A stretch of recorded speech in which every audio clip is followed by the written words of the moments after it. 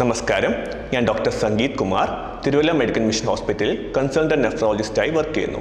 ഇന്ന് ഞാൻ സംസാരിക്കാൻ പോകുന്ന വിഷയം വൃക്കകളും അവരുടെ പ്രവർത്തനങ്ങളും വൃക്കരോഗത്തിന്റെ ലക്ഷണങ്ങളെക്കുറിച്ചാണ്. നമ്മുടെ ശരീരത്തിൽ അതീവ പ്രാധാന്യമുള്ള ഒരു അവയവമാണ് വൃക്കകൾ.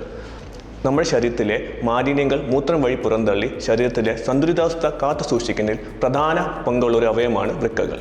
ഇതുകൂടാതെ തന്നെ നമ്മുടെ ശരീരത്തിലെ വാട്ടറിൻ്റെ നോർമൽ ലെവൽ, സോഡിയം, പൊട്ടാഷ്യം തുടങ്ങിയ മിനറൽസിൻ്റെയും ഇലക്ട്രോലൈറ്റ്സിൻ്റെയും നോർമൽ ലെവൽ കാത്തു സൂക്ഷിക്കുന്നതും കിഡ്നിയാണ്. ഇനി എന്തൊക്കെയാണ് വൃക്കരോഗത്തിൻ്റെ ലക്ഷണങ്ങൾ? കാലിലും മുഖത്തും നീര്, മൂത്രത്തിൽ നൊരയും പതയും, മൂത്രത്തിൽ രക്തത്തിൻ്റെ അംശം, നടക്കുമ്പോൾ ശ്വാസമുട്ടൽ, ക്ഷീണം, അകാരണമായ ക്ഷീണം, തളർച്ച, വിശപ്പില്ലായ്മ, ഛർദിൽ, ഇവയൊക്കെയാണ് വൃക്കരോഗത്തിൻ്റെ പ്രധാന ലക്ഷണങ്ങൾ. ഈ ലക്ഷണങ്ങൾ കൂടാതെ വൃക്കരോഗം വരാം. അതുകൊണ്ട് തന്നെയാണ് വൃക്കരോഗത്തിനെ ഒരു സൈലന്റ് കില്ലർ അല്ലെ നിശബ്ദ ഘാതകൻ എന്ന് അറിയപ്പെടുന്നത്. അതുപോലെ തന്നെ ചുവന്ന രക്തകോശങ്ങളിലെ മെയിൻ കണ്ടന്റായ ഹീമോഗ്ലോബിൻ, അതിൻ്റെ ഉത്പാദനത്തിൽ വേണ്ടി വരുന്ന എർത്രോപോയ്റ്റ് എന്ന ഹോർമോണിൻ്റെ പ്രൊഡക്ഷനും കിഡ്നിയാണ് ചെയ്യുന്നത്. അതുപോലെ തന്നെയാണ് നമ്മുടെ എല്ലുകളുടെ ബലത്തിന് വേണ്ടി വരുന്ന കാൽഷ്യം, ഫോസ്ഫറസ്, അതിൻ്റെ നോർമൽ ലെവൽ മെയിൻറ്റെയിൻ ചെയ്യുന്ന കിഡ്നിയാണ്. അതുപോലെ തന്നെ വൈറ്റമിൻ ഡിയുടെ ആക്റ്റീവ് ഫോം ക്രിയേറ്റ് ചെയ്യുന്നതും കിഡ്നിയാണ്.